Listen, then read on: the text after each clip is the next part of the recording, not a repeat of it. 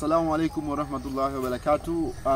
Kwa majina naitwa Shafiz Dhabihu, ni mwanafunzi wa chuo cha Uislamu Morogoro katika shahada ya mawasiliano kwa umma. Hii leo bwana, kuna kitu ambacho napenda kukizungumzia ama tunataka tukijadili na mwanafunzi mwenzangu kuhusiana na swala zima la MUM University of Morogoro kutimiza miaka 20. Tunaliendea hilo tukio hapo kesho tarehe 20. Tukumbuke nyuma mengi yamepita.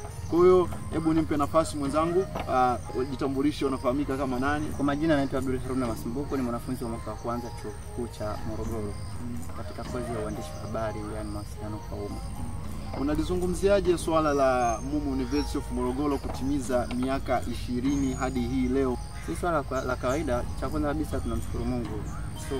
Maana ukiangalia so issue ya kawaida kutimiza tangu chuo kilipoanzishwa mpaka kutimiza miaka 20, sio swala la kawaida kabisa. Ni jambo la kumshukuru Allah Subhanahu wa Ta'ala. Bwana, katika tamasha letu ama tukio letu kubwa la kesho ambalo linaenda kufanyika kesho, yani hitimisho yake ni kesho, tunatarajia kumpokea mgeni rasmi ambaye ni Dr. Samia Suluhu Hassan, mama yetu bwana, ambaye ni rais wa Jamhuri ya Muungano wa Tanzania.